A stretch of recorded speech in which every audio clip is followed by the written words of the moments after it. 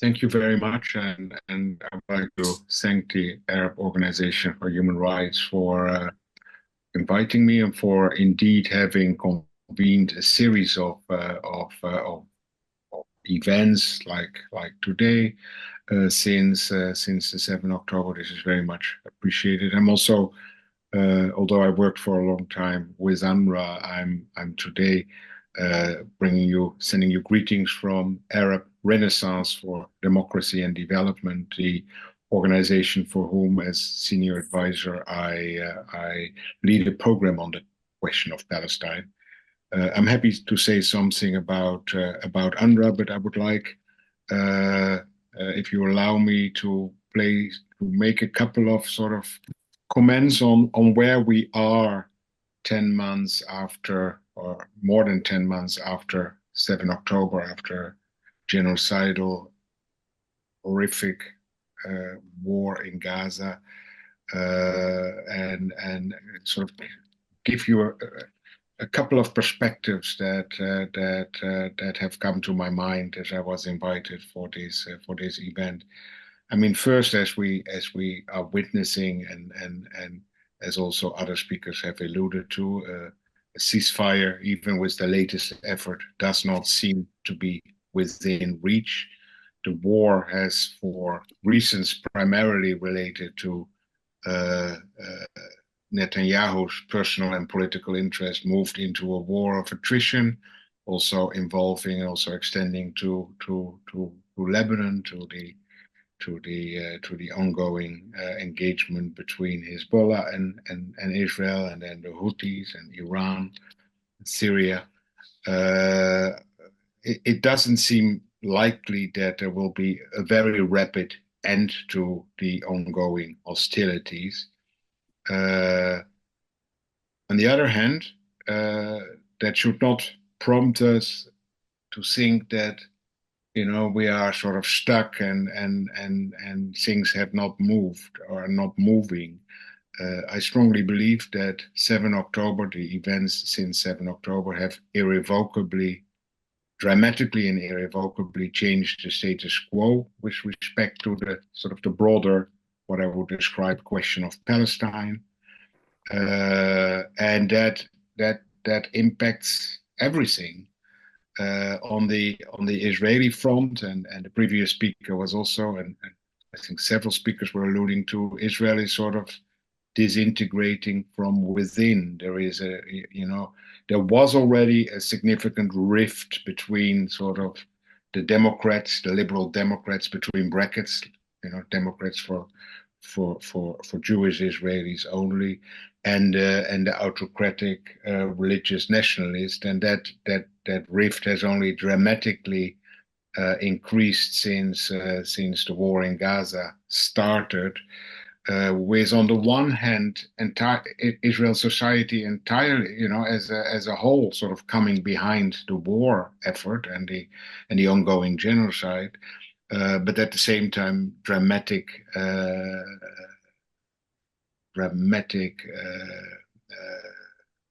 disrupt disruptions and disintegration within Israeli society, with the prospect of a civil war coming closer by the day. So there's a lot of change there. I mean, Israeli society remains stuck in the clock has sort of stopped on 7 October. There's still hundreds of thousands of people in the country internally displaced, and there's a total lack of normalcy. So that's one important thing, and that will and that will be an important factor in what is going to happen in the weeks and months and beyond to come. Uh, then another important thing that we have seen, and Ken Ross and others have also referred to, the whole effort to holding Israel accountable for its crimes and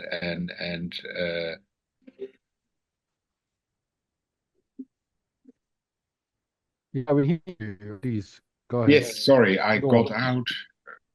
No, no, Can no. you, We can see and you can hear you clearly. Can go on. yeah, I'm back in a second. Okay. I'm with you. I'm with you. Just had to make sure that I don't get interrupted again. Uh, Okay, go ahead. uh, yeah, but the second point I was making was the significant and I would say equally dramatic advancements with respect to accountability, holding uh, Israeli individuals accountable for international crime, also holding Israel as a state accountable for the illegality of the occupation, for the settlement enterprise, as the International Court of Justice has recently determined.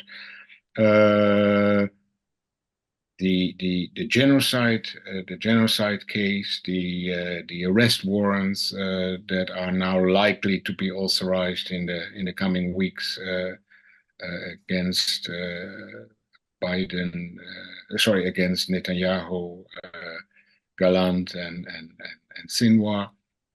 All of this is uh, reinforcing each other and having first it represents a tremendous push, especially the ICJ advisory opinion, a tremendous push for the BDS movement and the broader global movement for solidarity with Palestine and Palestinians.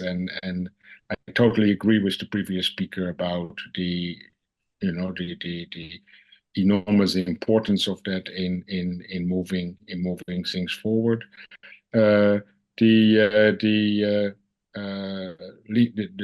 totality of the legal proceedings will also have, a very significant impact on third states, third states in the Arab world, third states in the Western world, which have to come to terms with the sort of the dramatic conclusion that the International Court of Justice reached in July. And in turn, it will also, further impact the business community that has already been triggered by BDS over the last 15 years, but that has received a further dramatic sort of wake-up call through the ruling of the International Court of Justice. The next step is to see what the General Assembly will do with it in September. The advisory opinion is advisory to the General Assembly, so it is the General Assembly that has, through a resolution, to really, benchmark where we are with respect to sort of accountability Doctor, the just Dr. Lex, judicial.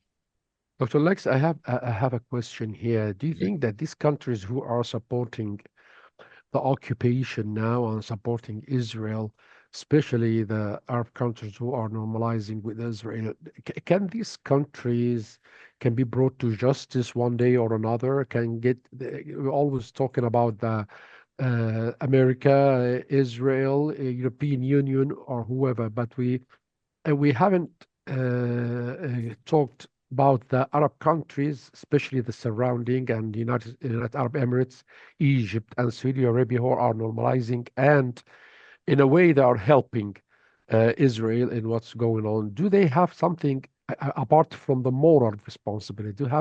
Do they have any kind of Well, legal I think there are responsibility?